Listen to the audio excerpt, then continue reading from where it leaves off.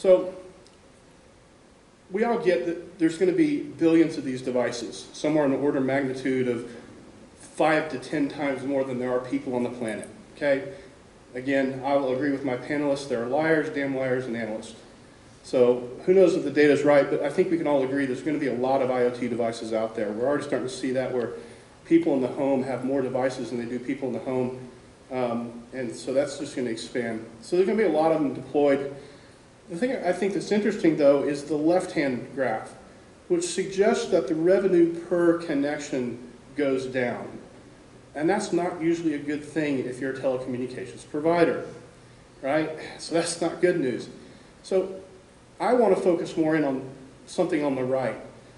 There's going to be a lot of money invested on this IoT in the application space itself. Things like analytics and applications will become the revenue generators, and that's what I kind of want to wrap our heads around. So I'd like you to think about the Internet of Cows. It's already been mentioned that this is done in agriculture. Fujitsu in Japan actually did an experiment and ended up selling this as an application to farmers. And what they did was they attached pedometers to cows. And so I see this on an internal company press release, and my first question is, why? Right? Cows aren't that interesting unless they're on my plate ready to eat. So I checked into it, and it turns out that cattle, when they're getting ready to go into estrus, when it's prime time for them to become impregnated, they move around more. So the ranchers started monitoring the cows, and they noticed, hey, Bessie's moving around more. It's time to get her impregnated. That way I get more calves for less seed, less manpower, less time. But here was the interesting thing. That became pretty obvious. What was really interesting, they found out that by timing the impregnation within a specific window before or after the peak period of estrus, 70% of the time they could determine the calf's sex. And that's valuable to farmers. Now, obviously, Bessie isn't living in the city where we have good LTE and wireless coverage. Bessie the cow lives out in the country, several kilometers away from anything. So distance is a problem. And the farmer doesn't really want to be plugging Betsy in every few hours to recharge the batteries or replacing them, because that's an operational issue.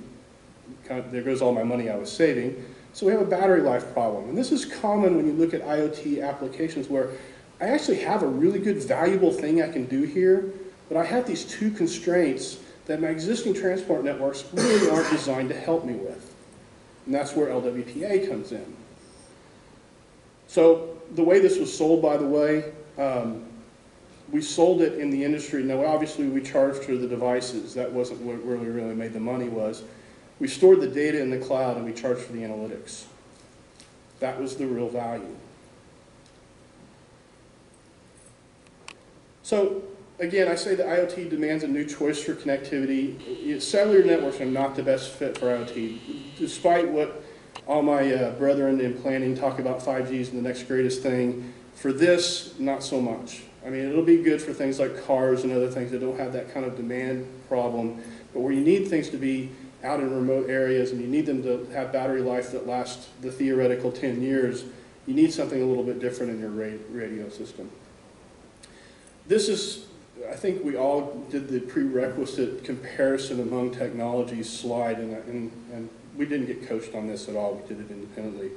The one thing I'll point out, I do tend, my opinion was asked for this panel, so I'm going to give it. I do tend to disagree with the outcome that NB-OT will win. I think LoRa will win, and it's simply the right-hand side that you see. One of the common things about LoRa is it has very similar capabilities to all the rest of them, but it's free. You don't charge for connectivity, you don't charge for spectrum, you buy a radio, you buy a gateway, and you can get started. And we've all seen in technologies that we use where open and free inevitably wins. Even if a proprietary cost technology starts out in the beginning because it's got a lead, in the long term, open wins, always. So I think LoRa will tend to naturally gravitate because of that. Though we had a discussion earlier, the next 3 to 5 years, it's probably going to be an even game. 5 years out, it's quite possible we'll have a completely new technology. Things are just moving that quickly in the industry anyway. want to leave this up with, you guys have the sweetest opportunity in this space that I've ever seen. Much better than even the telcos. You have the house. You've been deploying a lot of Wi-Fi already. Comcast puts a Wi-Fi gateway in every single one of their home gateways. Really smart, in my opinion. Keep doing that. There's a great need, and by the way, I really appreciate your Wi-Fi access when I travel. You'll see me in your customer roles from time to time because I'll go ahead and swap out the credit cards. Please keep doing that. Your network already covers North America.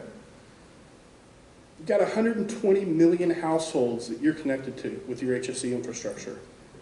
That is prime real estate. So put the gateways in the house. Put the gateways in your nodes.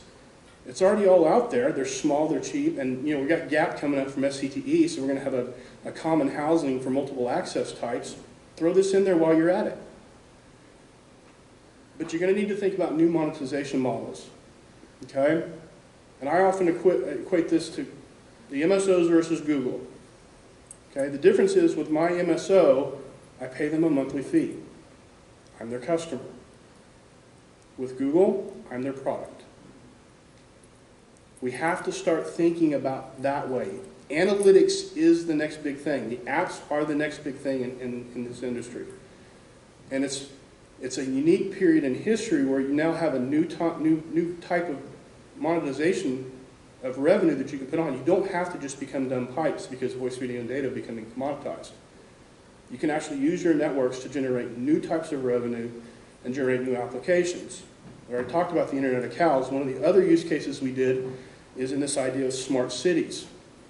The city in Kansas, they decided to put level sensors in all of their trash cans. Why? Because they were spending a lot of money on fuel going around the trash cans that didn't have anything in them.